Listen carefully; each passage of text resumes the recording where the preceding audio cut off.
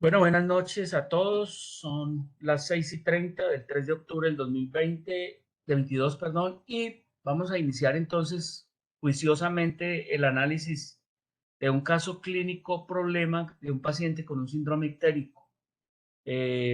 Listo, grupo 3. No olviden que van encendiendo cámaras a medida que van exponiendo y es su tiempo. Espero que esto salga muy bien ahora sí. ¿Listo? Bien pueda. Bueno, muy buenas noches. Somos el grupo 3 y pues hoy vamos a presentar un caso clínico. Este grupo está conformado por Laura Camila Betancourt, Jonathan Giraldo, Santiago Castro, María José Cifuentes, Eriniva Laquixis, Francisco Herreño, Juan José Mogollón y la persona que le habla, Cherito Osorio.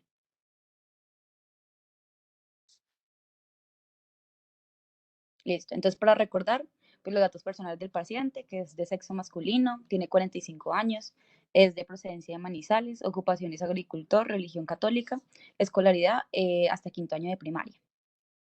Entonces, el motivo de consulta, pues se consultó por dolor abdominal. La enfermedad actual es paciente que ingresa remitido desde Quimbaya por cuadro clínico de 3 meses de evolución que inició con dolor abdominal tipo cólico en hipocondrio derecho, irradiado al resto del abdomen de intensidad moderada, no asociada a fiebre ni diarrea. Eh, Posteriormente presenta aumento progresivo del perímetro abdominal, pérdida de peso aproximadamente de 6 kilos, disnea de medianos esfuerzos a diname y aparición progresiva de ictericia.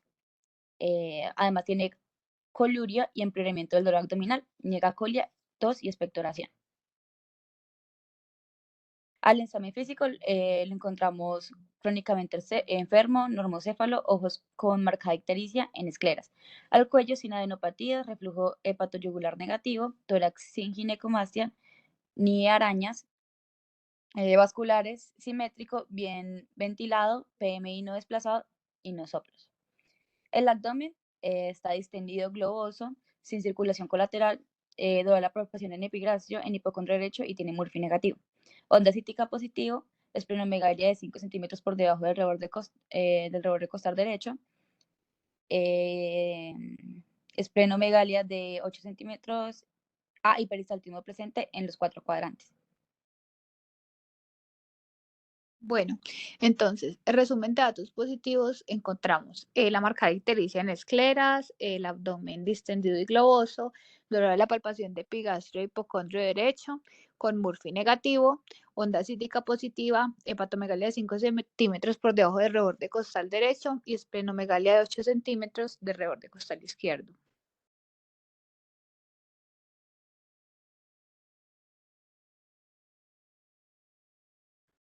Siguiente, porfa. Perdón un momentico, nunca olviden cuando hagan cuando uno hace resumen de datos positivos de un paciente, lo que trata de hacer es como un mapeo del paciente. Entonces nunca pierdan el panorama de quién es el paciente, su nombre de 45 años de edad, ojalá su profesión y creo que es un agricultor. Y la otra es, nunca pierdan que estamos hablando de un cuadro crónico, no un cuadro agudo. Estamos frente a un cuadro crónico. Paciente que tiene un cuadro de dolor abdominal, que en el curso del dolor abdominal empieza a presentar eh, distensión abdominal, empieza a presentar ictericia y pérdida de peso. Ahí ya tenemos grandes cosas. Entonces, no lo olviden nunca cuando van a hacer el resumen de datos positivos. ¿Listo? Sigamos. Bueno, aquí hay una diapositiva que quedó como movida del examen físico que debía estar arriba, pero entonces pues la voy a decir. Geniturinario pues está normal, en la piel hay una ictericia marcada, en neurológico pues no hay déficit motores ni sensitivos, ni pues, nada normal. En extremidades tenemos un edema grado 2, un buen llenado capilar y todos los pulsos palpables están adecuados. No olviden que hay que encender las cámaras, muchachos, los que están hablando, por favor. Bueno, entonces, en los diagnósticos sindromáticos y posibles patologías, lo hicimos como en un tipo de escalerita, ¿sí? Para explicar cada uno, por qué lo sospechamos y por qué los vamos descartando. Entonces, el síndrome de dolor abdominal crónico pues nos llevaba a varias cosas, ¿cierto? Entonces, primero pensamos en una hepatitis viral, porque nos decían pues que el paciente había tenido una hepatitis, pero que no sabía cuál era, ¿cierto? Entonces lo tuvimos muy en cuenta. La colelitiasis, pues la tuvimos en cuenta por el dolor en hipocondrio derecho, la palpación del hipocondrio derecho, y también pues por la ictericia. La pancreatitis, pues lo mismo, pues son síntomas y signos muy parecidos. Y ya con el síndrome ictérico, Bueno, el síndrome ictérico, Prendan eh, cámaras, por favor.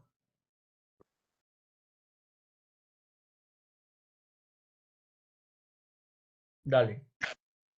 ya me veo. Entonces, en el síndrome ictérico agudo, pensamos en varias patologías como cáncer bueno, ese debería estar arriba. El CA de cabeza del páncreas debería estar en el dolor abdominal crónico. Una hepatitis viral podría generar un síndrome ictérico agudo. Una anemia hemolítica la pensamos por el dolor abdominal también. Y la colelitiasis también podría ser una colecistitis, que es una patología más aguda, pero también pensamos en esta colelitiasis. Y Ese el, paciente tenía una ictericia crónica, no era aguda. sí, Ojo con eso. Y lo otro es, ¿cuál de las patologías biliares produce más dolor abdominal e ictericia? ¿Cuál de las patologías biliares? ¿La colelitiasis, la colecistitis, la colangitis o la coledocolitiasis? la coledocolitiasis no. Las dos pueden producir, pero la ictericia aparece más en la coledocolitiasis. Las colelitiasis, las colecistitis pueden dar ictericia y pueden dar dolor abdominal, pero la ictericia es menos frecuente, porque finalmente lo que está obstruido es el cístico y la vesícula es la afectada. Entonces hay que tener en cuenta eso. Listo. Bueno,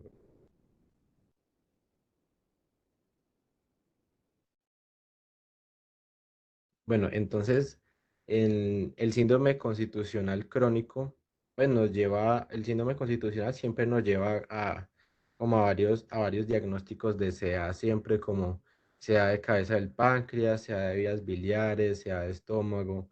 También podríamos tener un CA hepático, bueno, muchos tipos de CA que nos podrían llevar a la sintomatología que estábamos viendo. Mire que cuando ustedes hacen el análisis de las otras, el síndrome ictérico, el síndrome de dolor abdominal, hay que pensar también en patologías hepáticas, no solo las hepatitis, sino también las colestasis intrahepáticas, las hepatopatías crónicas, la hepatitis crónica activa y la misma cirrosis, que también podría estar dando un síndrome constitucional crónico, ¿sí? Con manifestaciones biliares, con manifestaciones digestivas. Entonces, ahí hay que pensar no solo cuando hablan de síndrome constitucional con manifestaciones digestivas, no solo hay que pensar en las neoplasias que son esas que menciona, incluso falta una, el hepatocarcinoma, que también hay que pensar en él, sino también en las patologías crónicas, degenerativas, consultivas, como por ejemplo puede ser una cirrosis. ¿Listo? No necesariamente esa, sino que se nos quedan. Y también las infecciosas crónicas, el absceso hepático crónico, el absceso mediano, los quistes hidratídicos también pueden dar síndrome de dolor abdominal, síndrome ictérico, síndrome constitucional. Entonces, para no dejar en el radar que pues, no solo pueden ser patologías neoplásicas, como no es en este paciente, sino otras patologías como si ocurría seguramente en el paciente. Listo, continuemos. Sí. Bueno, y lo del síndrome disnéico agudo y lo del síndrome restrictivo lo relacionamos más con la citis, que podría estar dada por, ¿Por qué por un ponen CA. sea de estómago? No, qué No, pena, profesor. fue un error de la diapositiva. Ah, bueno, sí, porque el síndrome disnéico agudo, aunque era, no sé si un agudo, un crónico, lo puede estar dando un fenómeno restrictivo, la misma citis que el paciente clínicamente tenía, sino también que también pueden haber manifestaciones allá pulmonares, aunque nunca se describieron en el examen físico. O sea, puede ser un fenómeno restrictivo por presión intraabdominal, podría ser como causa de disnea crónica o disnea aguda. Y un síndrome restrictivo agudo, pero ¿restrictivo de qué? Hay que ponerle un apellido a eso, porque estamos hablando restrictivo en dónde, en intraabdominal o intratorácico, una de las dos. Y no es el SEA de estómago el que está ocasionando esto. Podría ser incluso una neoplasia que esté en la vía biliar con metástasis o un hepatocarcinoma con metástasis a pulmón. En eso también hay que pensar. Los derrames pleurales que hacen los pacientes también, por ejemplo, con una cirrosis hepática. Listo. ¿Y el síndrome de hipertensión porta? ¿Por qué lo piensan clínicamente? Clínicamente pues primero tenemos el dolor en el hipocondrio derecho, tenemos ascitis, Ojo, que tenga son en cuenta que la cirrosis sola no duele. Ojo con eso. La cirrosis sola no da dolor abdominal. De lo que menos da una cirrosis es dolor abdominal. Son muy asintomáticas. ¿Listo? sí. Los fenómenos congestivos, como puede ser el caso del paciente, sí. Los fenómenos congestivos pasivos, venosos, sí pueden dar dolor abdominal. O los mismos fenómenos vasculares en venas. Las trombosis arteriales o trombosis venosa pueden producir dolor abdominal. La pregunta es, ¿por qué síndrome de hipertensión porta? Por todos los síntomas congestivos que nos está mostrando el paciente, el dolor en el hipocondrio, ¿Sí? la esplenomegalia que nos está La, presentando, la la citis, citis, ¿qué más? la esplenomegalia que también nos La presenta. esplenomegalia puede ser un signo, lo mismo que la misma hepatomegalia que tenía, pues por eso es que ahí debemos pensar, o es una cirrosis macronodular, o es un fenómeno congestivo, o no es una cirrosis producto terminal de una hepatitis viral o una degeneración hepática grasa o no grasa o alcohólica, sino que es otro fenómeno, por ejemplo, congestivo, que también puede dar cirrosis, como seguramente ocurrió en este paciente. Entonces, sí, la hipertensión porta, la citis, la hepatomegalia, la esplenomegalia, ¿cierto? Clínicamente, ahí tengo que pensar en un síndrome de hipertensión porta y ponerle apellidos. O sea, ¿por qué el síndrome de hipertensión porta? Entonces también eso hay que pensar. No olviden que lo segundo es diagnósticos sindromáticos y lo tercero es coger los síndromes. Digamos que ustedes lo hicieron en una sola diapositiva. Pero lo ideal es coger los síndromes y hacerle agrupación por diagnósticos diferenciales. Pero bueno, digamos que sí, listo. Bueno, ya sigue la correlación clínica y paraclínica. Entonces, ya a nivel de paraclínicos vemos que hay una hemoglobina pues, que está elevada, pues fuera de los valores normales. Un hematocrito que también pues está elevado. Pues también tiene los leucocitos altos. Pues hay una leucocitosis. Unos neutrófilos que también están elevados. Ya pues los linfocitos están en valores normales. Las plaquetas igual. La glucemia también está igual. La creatinina también. O sea, pues ya la albúmina la tenemos baja, que eso nos puede indicar que hay alguna enfermedad de hígado o riñones. Eh, la bilirrubina total está alta, por lo que nos puede decir que hay una ictericia clara. La bilirrubina directa pues está elevada también, está muy fuera de los valores normales. El aspartato aminotransferasa está también elevado, lo que también nos indica claramente que puede haber algo hepático. Y ya la fosfatasa también está elevada, lo que nos sigue indicando un daño hepático, y la alanina transaminasa está elevada también. Ya de resto, pues lo que es el antígeno superficie para la hepatitis B está en negativo, pues todo está como en negativo. Siguiente.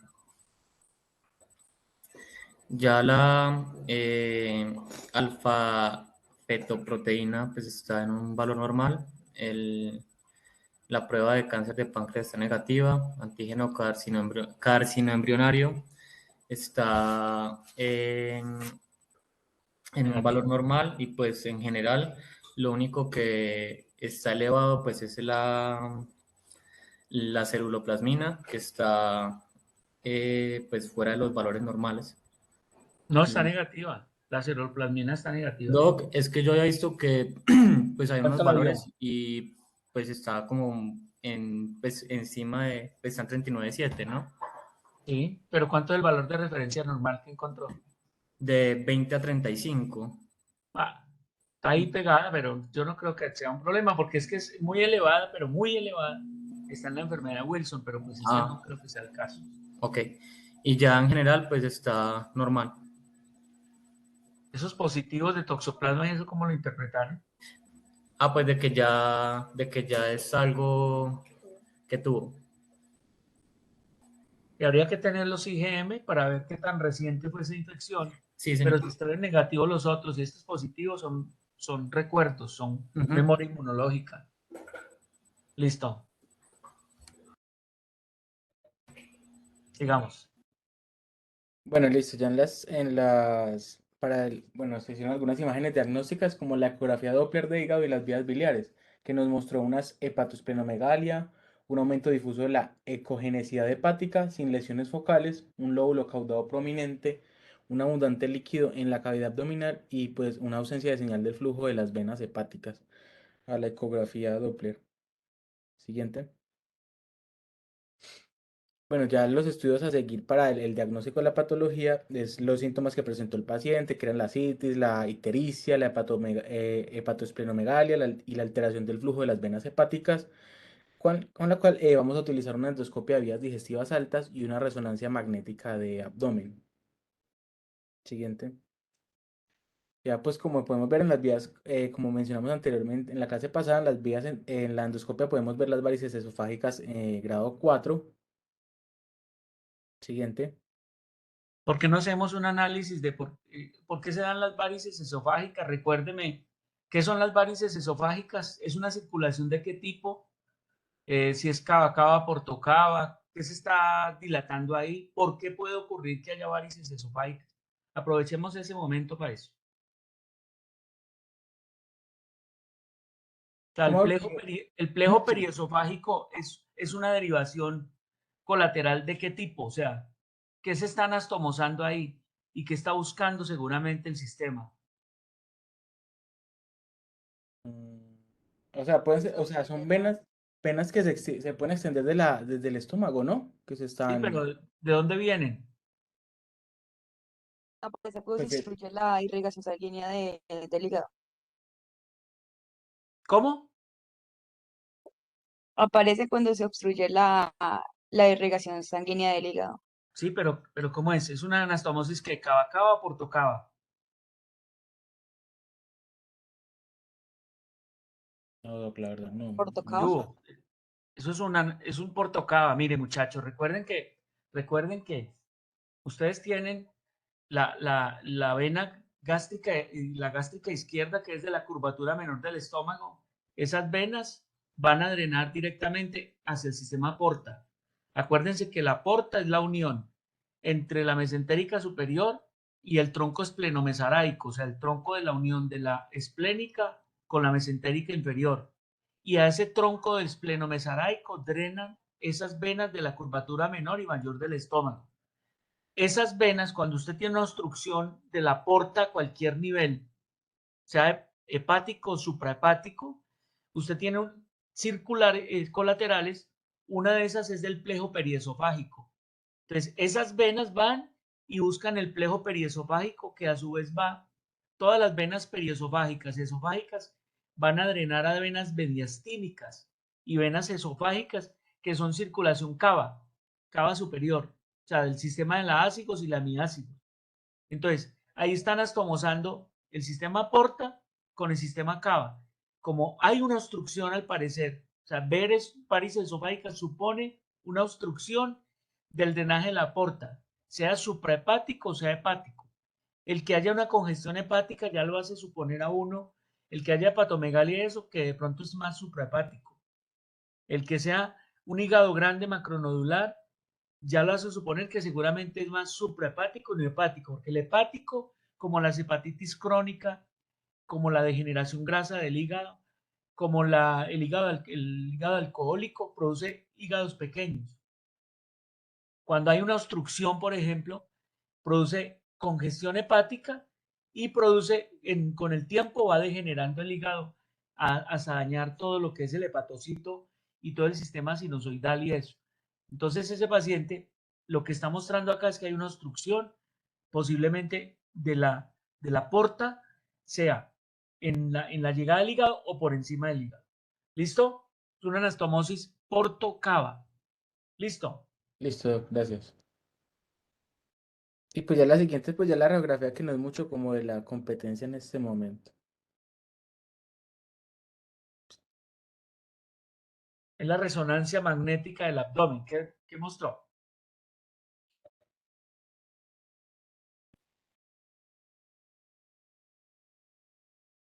Sigamos.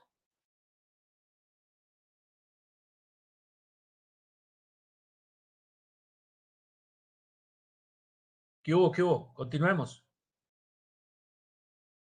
Bueno, Doc, listo. Bueno, entonces en la resonancia magnética de abdomen, ¿qué se mostró? Bueno, entonces van a haber cambios cirróticos que por su aspecto macronodular son compatibles con secuelas de proceso, bueno, obstructivo del sistema esplenoportal permeable y los signos de hipertensión portal dados por gran esplenomegalia y ascitis e hipertrofia del lóbulo caudado. Muy bien. Ese nos ayuda mucho esa resonancia ahí. Bueno, apliquemos las leyes. Pongamos lo más frecuente. No cojamos lo de la información más completa, pues esa se obvia. Cojamos las otras. Sigamos.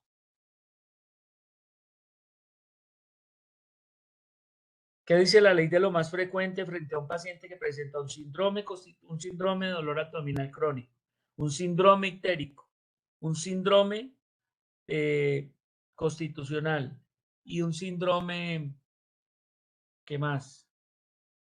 ¿Qué dice la ley de lo más frecuente, muchachos? ¿Quién lo va a mostrar?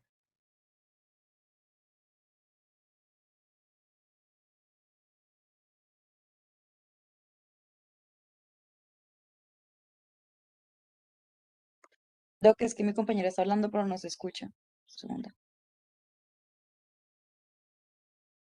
Si no se escucha, entonces uno de ustedes le colabora.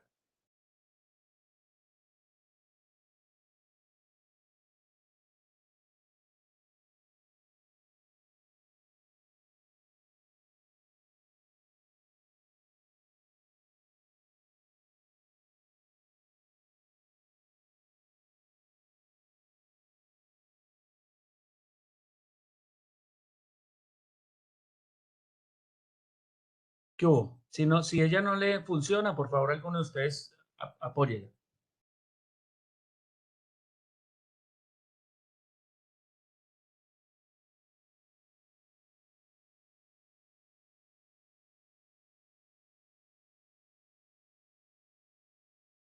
Bueno, pues se ¿Qué hubo? tiene que la información completa, pues ya lo que usted nos dijo. Entonces está lo más frecuente, la parsimonia y de la prioridad. Siguiente. Siguiente. Bueno, entonces el Bueno, pero proceso. espere, que no han dicho nada de las leyes. ¿Qué dice la ley de lo más frecuente? ¿Qué dice la ley de la prioridad? ¿Qué dice la ley de la parsimonia? ¿Y qué dice la ley de Agatha Christie? Cuenten a ver.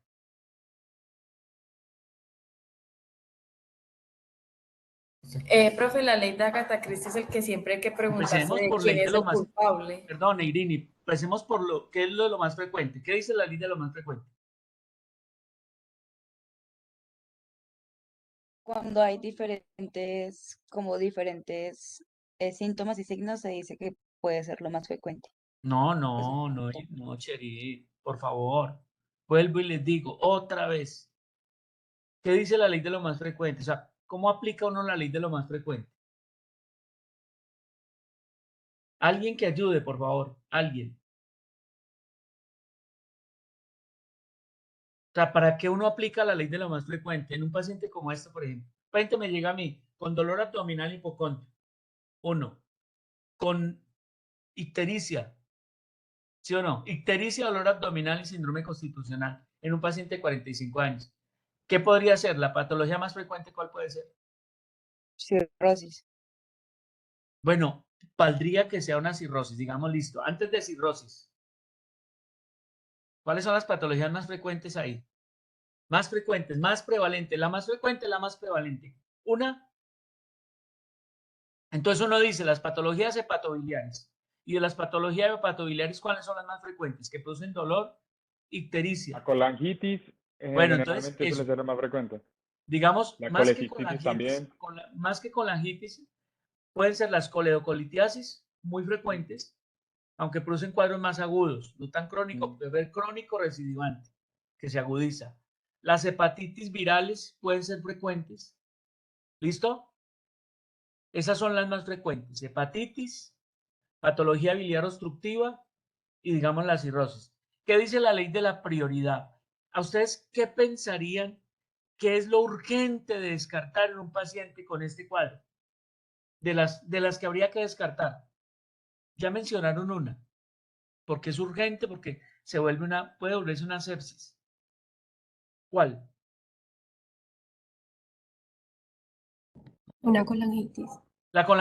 La colangitis hay que descartarla en un paciente que tenga fiebre, pero que tenga fiebre, ictericia y dolor abdominal. Es el famoso síndrome de Banti, ¿cierto?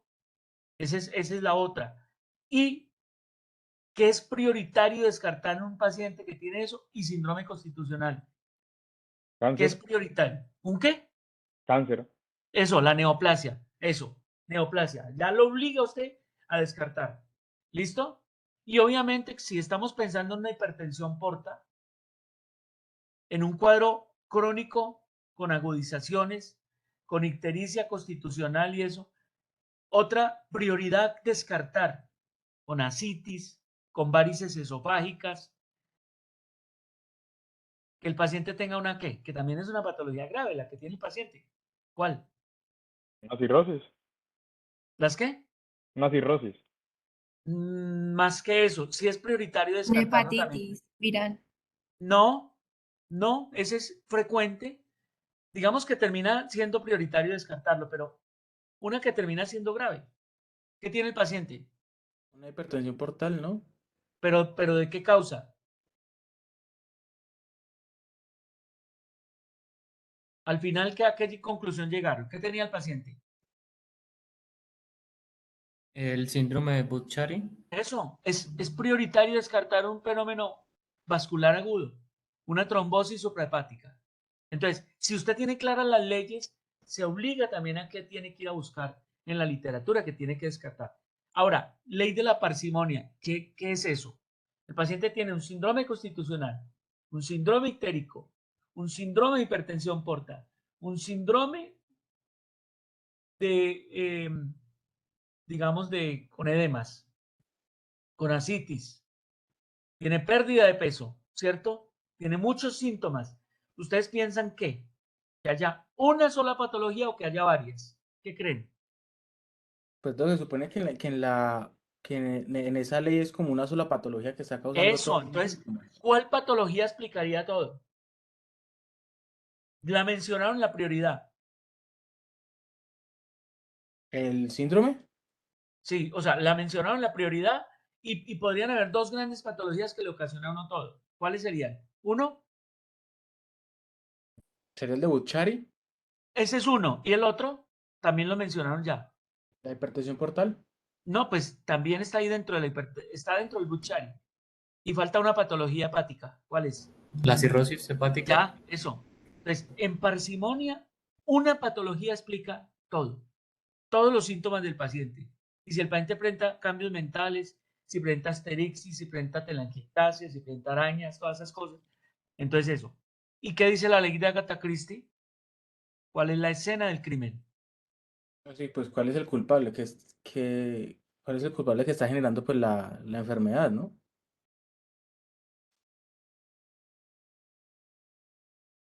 Sí, Que pues en este caso, si es por el Budd-Chiari, sería porque hay una obstrucción del flujo, hay una bueno, obstrucción que entonces está disminuyendo el el flujo. fenómeno es un fenómeno trombótico. Uno, Ujú, sí. ¿listo?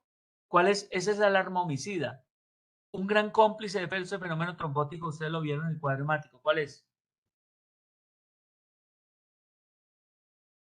¿Cómo está la Policitemia. hemoglobina y el hematocrito?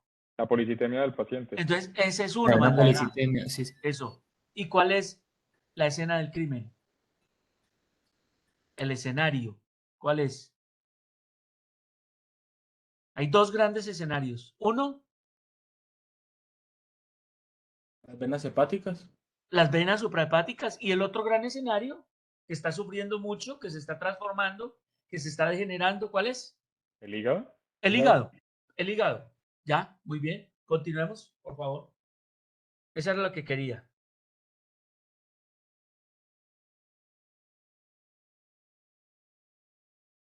Bueno, entonces el proceso fisiológico implicado consiste en una obstrucción completa o parcial del flujo venoso localizada en cualquier lugar, desde las pequeñas venas hepáticas hasta la porción suprahepática de la vena cava inferior.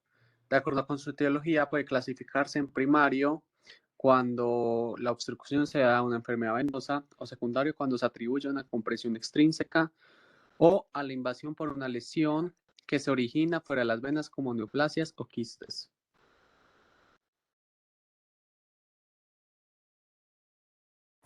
Bueno, como conclusiones diagnósticas, vamos a hablar del diagnóstico sintomático, el topográfico, el etiológico y el específico.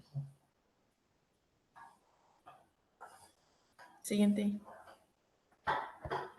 Oiga, se tragaron todo ese proceso fisiológico y fisiopatológico. Qué pesar. La anterior diapositiva. No, la de los sintomáticos. Pues yo hubiera querido que el proceso fisiológico hubieran explicado todo el proceso de la bilirrubina, por ejemplo. Es un proceso fundamental y un poquito la fisiología hepática. Y en el fisiopatológico, obviamente explicar lo de la obstrucción a nivel de las venas suprahepáticas y lo que ocurre de ahí para abajo. Eso es. Listo. Sigan, muchachos. Bueno, como diagnóstico sintomático, sacamos lo que fue síndrome de dolor abdominal crónico, síndrome ictérico agudo, síndrome de hematoso agudo, síndrome constitucional crónico, síndrome disneico agudo, síndrome restrictivo y síndrome de hipertensión portal. Siguiente, por favor. El topográfico, pues obstrucción de la vena hepática, y estamos hablando del hígado.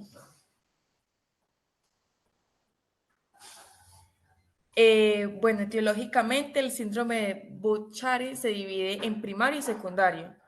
El primario es cuando la causa de la obstrucción del flujo es una enfermedad venosa, ya sea por una trombosis o flebitis, y el secundario pues cuando se ve una comprensión e invasión de una lesión que se origina fuera de las venas, ya sean neoplasias, abscesos o quistes hematomas.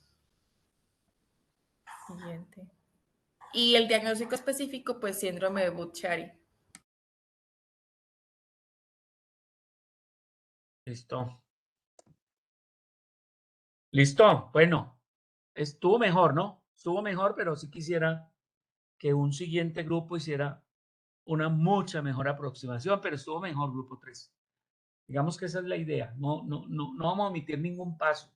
Y el proceso, tiene que ser muy juicioso para llegar a diagnósticos de precisión. ¿Listo, muchachos? Entonces, a las 7:15 se les abre el cuisecito que es corto, de acuerdo al videíto que debieron haber visto. Ahí está en plataforma. Y mucha suerte, pues. ¿Listo? Gracias. Vale, muchachos. Juicio, pues. Feliz Gracias. noche. Vale, pues. ¿Cuándo de pronto nos podría enviar lo del caso del grupo 4?